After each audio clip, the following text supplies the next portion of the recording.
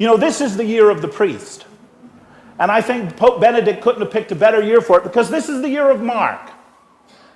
And during the year of Mark, when it comes up every 3 years, we always have this hiatus in the summertime when we leave Mark and we go to the Bread of Life Discourse, where Jesus is telling us about the real meaning of the Eucharist and of his tremendous love for us and how he's going to give himself completely to us.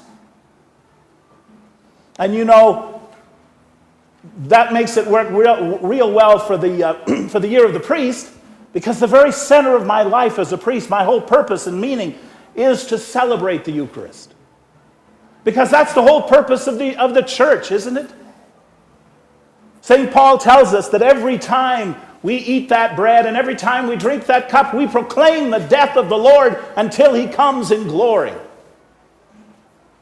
It is our proclamation of faith that we do believe that Jesus came. We do believe that Jesus died. We do believe that he rose from the dead. And we do believe that one day he will come again.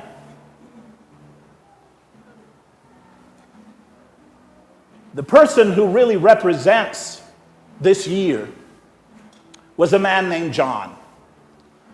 And John wasn't too bright. When he went to seminary, he barely passed his classes. And the professors of the seminary felt that when he came up for his ordination examination, that's an examination the bishop gives to each person who's going to be ordained, and he asks you one question. And you have to answer it fully and completely, or your ordination is put off. Sometimes for a year, sometimes for some months, and sometimes forever. And the faculty at the seminary, they figured, well, John is so dumb, he's just not going to be able to pass it.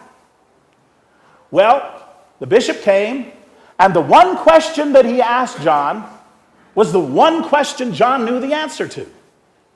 And so John was ordained. Well, then they decided, you know, he's still not too bright. He's not the sharpest pencil in the box. So maybe we better send him off somewhere out in the boondocks. So they sent him off to a little village called Ars.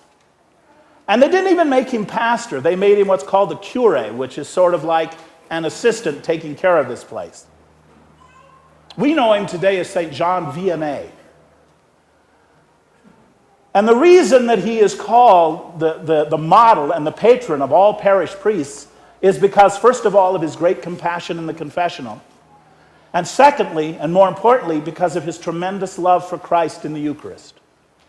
The people in his parish used to wonder sometimes, they would watch Father Jean, Père Jean, coming into the church, and he would just simply look at the tabernacle, and he would sit down, and he would sit there with this smile on his face. And people thought, you know, well, he didn't say anything, didn't pray a rosary, didn't read his Bible, his breviary, anything else. Didn't move his lips, and they thought, well, you know, he's kind of dumb. Maybe he's just sitting there, because that's what dumb people do. Finally, one of them, the curiosity got the best of him, and he went over and he sat down next to Père Jean. And he said, Mon Père, we've noticed that you come and sit here for hours each day. And we wonder, what are you doing? And Père Jean looked at him and simply said, I come in, I sit down, I look at the tabernacle and I say, Jesus, this is Jean. And he says back to me, Jean, this is Jesus. We just sat there loving one another.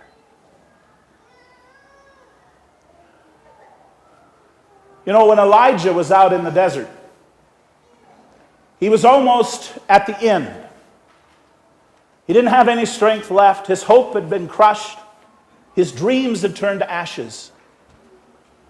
He sat down by the brook, which was dry, and he simply looked up at heaven and said, take me, Lord, let me die. It's better that I die than I go on like this. But God didn't hear that. God sent an angel to him to bring him a loaf of bread and a jug of water. And he told him to eat and drink. And after Elijah had eaten and drank ate the bread and drank the water, then he had the strength to get up and to go on with his journey for 40 days and 40 nights to complete his journey to God. There are times when I feel overwhelmed. There are times when I feel like I just can't do it another day. And I go into our priest chapel and I sit down and I look at the tabernacle and I just say, Jesus, this is Daryl. And I listen for him to say in my heart, Daryl, this is Jesus. And we just sit there and love one another. And after a while, it doesn't seem so bad. The journey doesn't seem so long. My hopes are revived. My strength is brought back to me. And I find my way once again. I'd invite each of you sometime during this week. The chapel's open all the time. Just to stop by. Even if just for a few moments. Especially, I know school is starting, and that generally means all kinds of hectic things. And sometimes, one of the things I used to dread at the start of school was the teachers would say everything you had to get done, and it was like, hey, no way! No way I'm going to get all this stuff done. When you feel like that, just come here. Just look at him. And just say your name. Just say, Jesus, this is. Listen for him to say your name. This is Jesus. And just sit there and love him for a while. Feel that strength once more. And know tonight, when you come forward, you're not receiving what my friend calls the Roman Catholic cookie God. You are receiving the same Jesus who was born in a stable in Bethlehem. You are receiving the same Jesus who walked on the water. You are receiving the same Jesus who healed the sick, who made the blind see, the deaf hear, the lame walk, and the leper clean.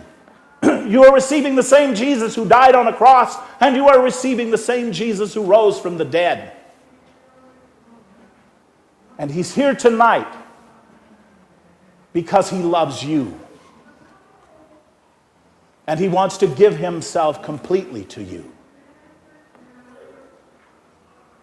So maybe even in the few moments before we have Eucharist together, as the fire comes down, as the flames of the Spirit transform the bread and wine into the body and blood of our Lord, in your heart just again pray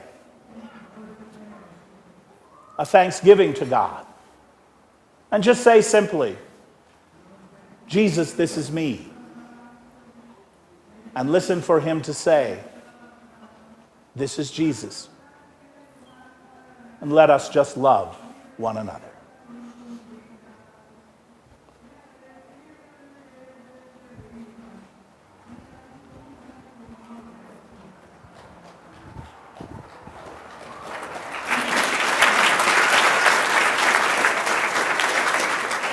And now as we love our Lord, let us stand and profess our faith in him.